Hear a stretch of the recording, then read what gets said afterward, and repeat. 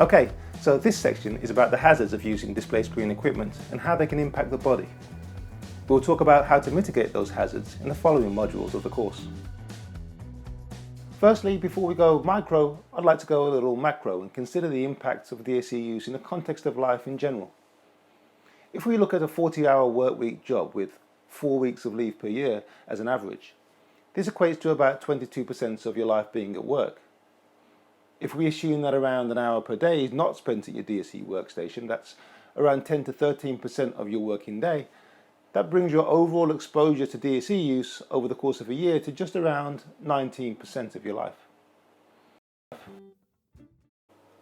So if 80% of your life is not using DSE, at least not for work purposes, then we clearly need to consider our lifestyle choices and habits outside of work that may impact our health.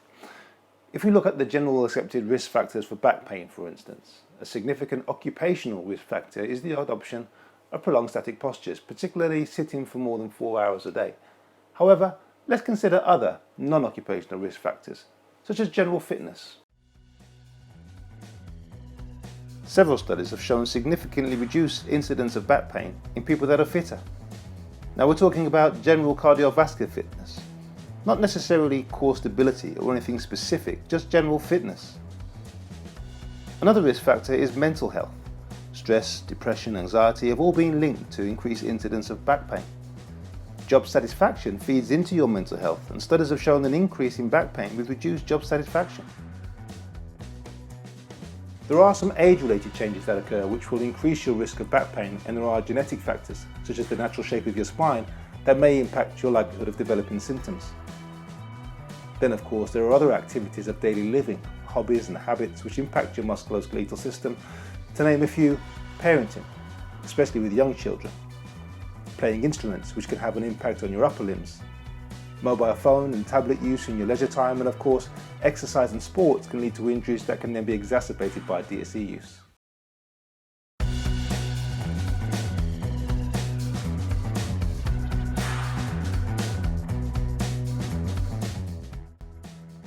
Now that we've looked at the wider picture, let's look at things in a bit more detail.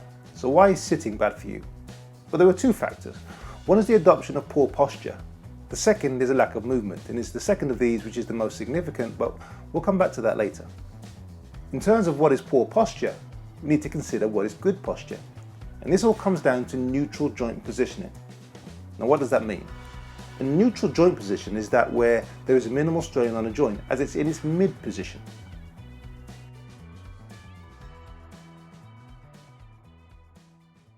So if we look at this video of the elbow, we can see the internal ligaments and joint capsule, and we can see how they stretch or shorten as the elbow bends or straightens.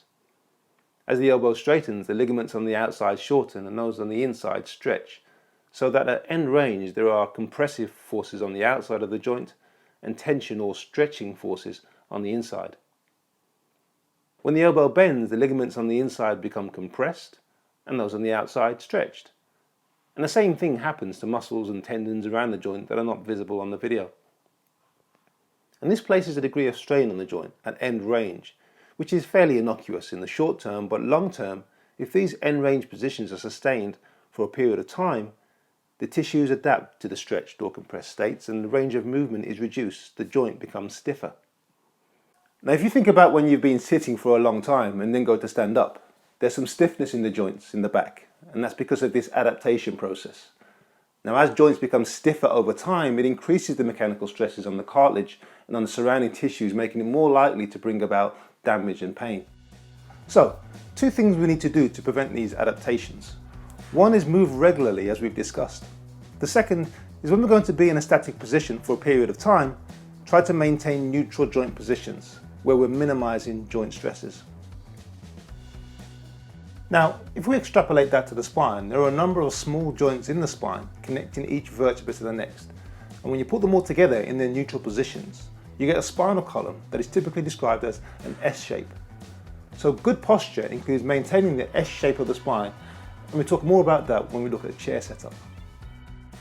So maintaining neutral joint positions minimizes strain on the joints, but what about the muscles? Well, muscles are most energy efficient when joints are in neutral. However, when we maintain a neutral posture, there is a degree of muscle activity that keeps us upright and functioning, what we call anti-gravity muscle activity.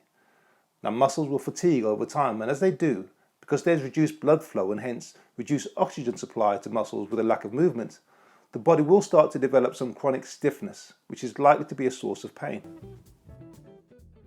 The pain and stiffness can occur throughout the spine, from the lower back to the neck, and can often include the shoulders and the upper arms, and this is the reason that movement is so important, to encourage that blood flow and oxygen supply.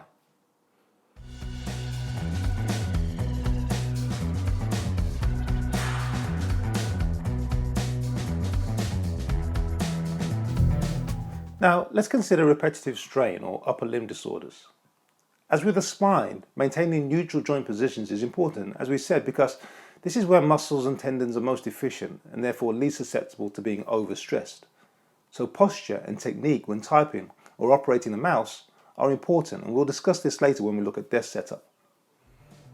For now, it's important to understand that repetitive and/or static contraction of muscles in the arms, wrists, hands and fingers will lead to straining parts of these muscles known as tendons. Over time, this strain leads to damaging of the internal tendon structure, causing them to become stiff and weak.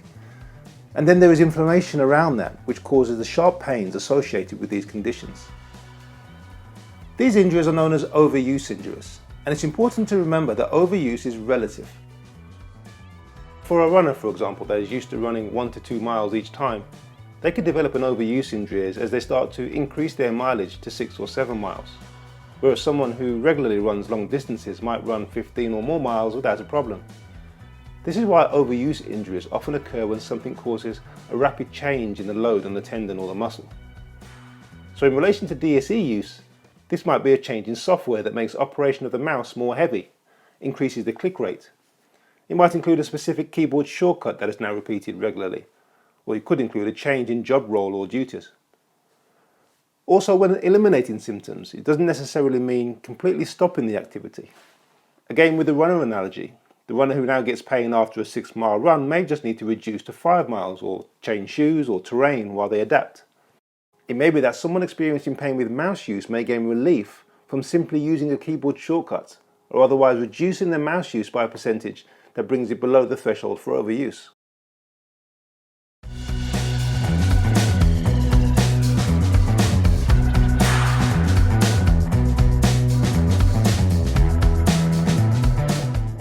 The final health issue that I want to discuss is eye strain and its associated symptoms, which can include headaches and altered vision. Now, it's important to note that evidence has disproved any link between DSE use and damage to eyes or eyesight, nor does it make any existing defects worse. However, there are some short-term detrimental effects to maintaining a fixed gaze, that is, focusing on something at a fixed distance for a sustained period. Now, this is likely related to fatigue in the muscles of the eye that focus on a point, as well as dryness caused by a reduced blink rate when staring at something for a long time. Aspects of the workstation that can contribute to eye fatigue include poor positioning of the screen, which we will discuss further in the screen section, poor lighting, which can be excessive so that there is significant glare from the lights. It could also be insufficient for the task that you're performing, particularly if there's lots of reading of printed copy. And lighting should be as uniform as possible, avoiding areas of high contrast such as when you have spotlights. Natural light can really help with that, so windows are always nice to have.